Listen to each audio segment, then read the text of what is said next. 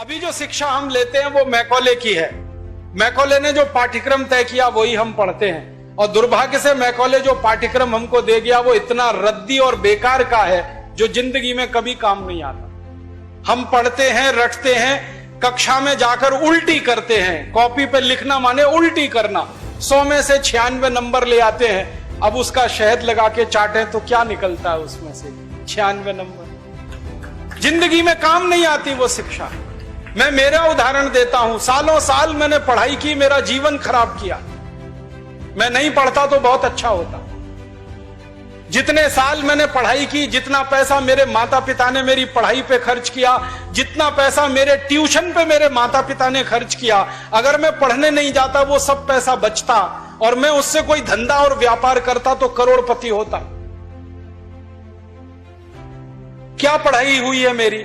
मैंने बचपन में पढ़ा x + y whole square is equal to x square plus 2xy + y square, x - y whole square is equal to x square minus 2xy + y square. अब मेरे समझ में नहीं आता कि करूं क्या इसका मैं मेरी जिंदगी में।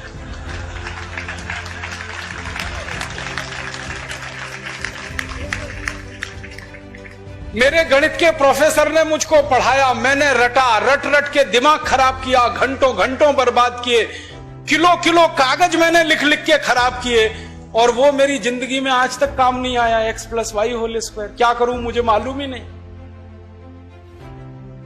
मेरे गणित के प्रोफेसर को एक दिन मैंने कहा कि आपने मुझे ये क्यों पढ़ाया x + y होल स्क्वायर, मेरी जिंदगी में तो काम नहीं आया। तो मेरे गणित के प्रोफेसर कहते हैं, यार काम तो मेरे भी नहीं आया, मुझको किसी ने पढ़ाया, मैंने तुमको पढ़ाया। ये भेड़िया धसान क्यों चला रहे हो इस देश में? जो काम नहीं आता वो क्यों पढ़ा रहे हो इस देश के बच्चों? बचपन में मुझे पढ़ाया गया अमेरिका का पहला राष्ट्रपति कौन, क्या करूं इसका? मान लीजिए मुझे मालूम है अमेरिका का पहला राष्ट्रपति जॉर्ज वॉशिंगटन, करूं क्या? मालूम है मुझे, क्या करूं इसका? मैं सब्जी खरीदने जाता हूं बाजार में, सब्जी वाले को कहता हूं देखो मुझको मालूम है अमेरिका का पहला राष्ट्रपति जॉर्ज वॉशिंगटन था, वो सब्जी देगा क्या मुझे? फालतू में रटा रटा के मेरा दिमाग खराब कर दिया। अमेरिका का पहला राष्ट्रपति कौन? और मुझे इतना दुख होता है, तकलीफ होती है कि कोई मुझे ये पूछना शुरू करे कि तुम्हारे परिवार का पहला राष्ट्रपति कौन? मुझे नहीं मालूम। मेरे परिवार के राष्ट्रपति से मतलब मेरे दादा, दादा के दादा, दादा के दादा, दादा, कहीं से हमारा कुल शुरू हुआ ना, तो मेरे कुल का पति माने मेरा पहला पिता, वो कौन नहीं मालूम। और अमेरिका का पहला राष्ट्रपति मालूम है। और मुझे तो इतना दुख होता है कि अमेरिका का पहला ही राष्ट्रपति नहीं मालूम, 250 राष्ट्रपति मालूम है मुझे उनके, और मेरे कुल के 2.5 आदमी के नाम नहीं मालूम मुझे। मेरे पिताजी का नाम मालूम है, उनके पिताजी का, उसके आगे बढ़ता हूं तो सब ब्लैंक हो जाता है, याद ही नहीं मुझे। क्या करना है ऐसी शिक्षा से? काम की क्या है ये? बचपन में मुझको पढ़ाया कनाडा का क्लाइमेट कैसा, कनाडा का, भारत का नहीं, कनाडा का। कनाडा की जलवायु क्या है, क्या करूं उसका कनाडा की जलवायु का? मैं तो कभी कनाडा जाने वाला नहीं, कनाडा मेरे घर में कभी आने वाला नहीं, उसकी जलवायु पढ़ के करना क्या है? मैं शिवपुरी में रहता हूं, मैं भोपाल में, ग्वालियर में रहता हूं, मुझे शिवपुरी की जलवायु मालूम है तो कुछ काम आने वाली है। कनाडा की जलवायु क्या काम आने वाली है? कभी जिंदगी में मौका मिला कनाडा जाने का, जिसका कोई दूर दूर तक संभावना नहीं है, तब जाके वो बात कभी काम आएगी। उसके लिए रट रट के, पढ़ पढ़ के दिमाग खराब कर दिया घंटों घंटों। ऐसा फालतू इतिहास पढ़ाया। अकबर बड़ा महान था, होगा, मैं क्या करूं?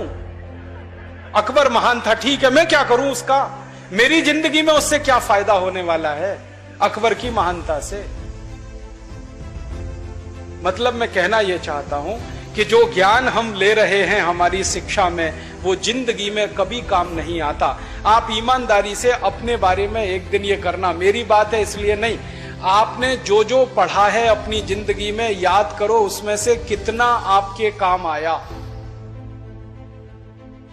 शायद आप 100 का नंबर निकालेंगे तो 5 भी काम नहीं आया, 5% भी काम नहीं आया। जो काम नहीं आया पढ़ा क्यों, फिर रटा क्यों उसको?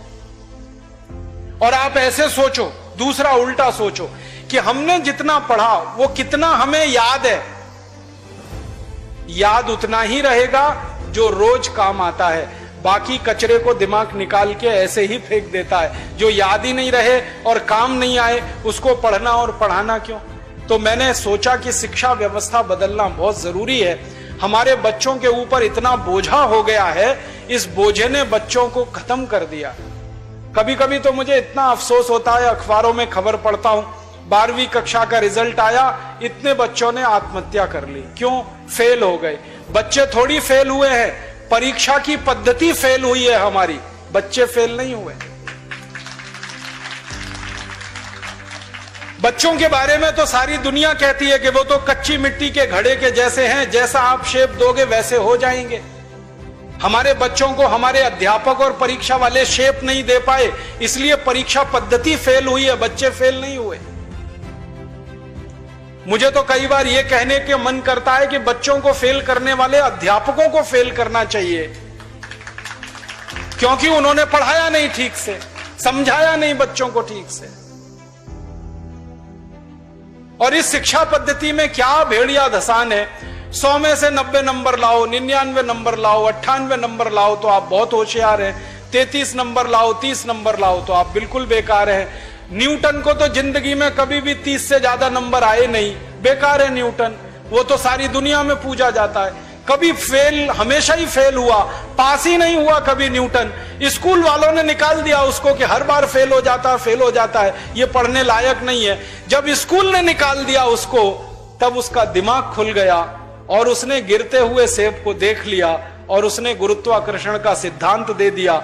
जो आदमी स्कूल में फेल हो गया था, अब सारी दुनिया उस पर पीएचडी करती है और उसके गुणगान करती है। माने फेल और पास होने से किसी व्यक्ति के जीवन का कोई लेना देना नहीं। आप आइंस्टाइन की अगर कहानी पढ़ोगे तो आइंस्टाइन तो 9 कक्षा के आगे पढ़ नहीं पाया कभी, निकाल दिया स्कूल ने उसको, क्योंकि वो कुछ और सोचता रहता था। स्कूल ने निकाल दिया और निकालने के बाद सारी दुनिया में E=mc² का जो सिद्धांत दे दिया, सारी दुनिया उसका गुणगान करती है और एक ऐसे आदमी को पूछती है जो स्कूल में 9 क्लास के आगे बढ़ा ही नहीं।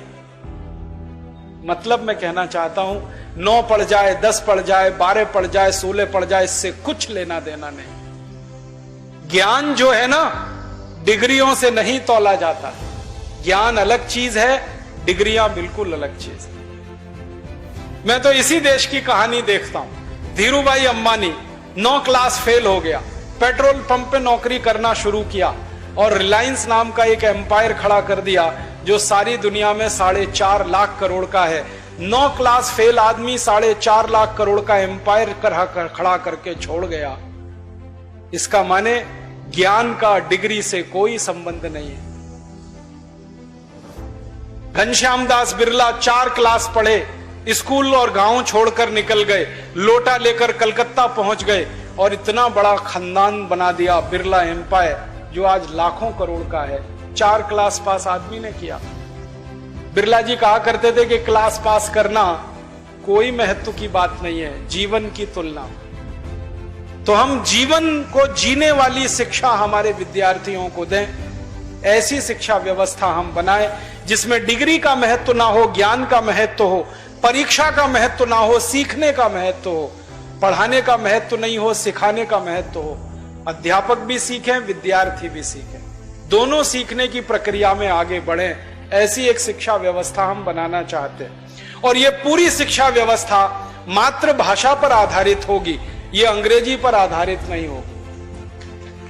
अंग्रेज आए तो अंग्रेजी आई, अंग्रेज गए तो अंग्रेजी चली जानी चाहिए थी। क्यों हमने रख लिया इस अंग्रेजी को? अंग्रेजी में पढ़ाते हैं अपने बच्चों को, मार मार के सिखाते हैं, बच्चे बेचारे अक्सर उसमें फेल हो जाते हैं। हिंदुस्तान के बच्चे गणित में पास होते हैं, भौतिकी में पास होते हैं, रसायन में पास होते हैं, अंग्रेजी में फेल हो जाते हैं। होना ही चाहिए उनको अंग्रेजी में फेल, क्योंकि अंग्रेजी विदेशी भाषा है। मुझे आप एक अंग्रेज बताइए और दिखाइए जो हिंदी में पास हो जाए, तो मैं अंग्रेजी में पास होकर दिखा सकता हूं। जब कोई अंग्रेज हिंदी में पास नहीं हो सकता तो हम भारत के विद्यार्थियों से क्यों अपेक्षा कर रहे हैं कि वो अंग्रेजी में पास हो? और अंग्रेजी भाषा नहीं है पास होने लायक।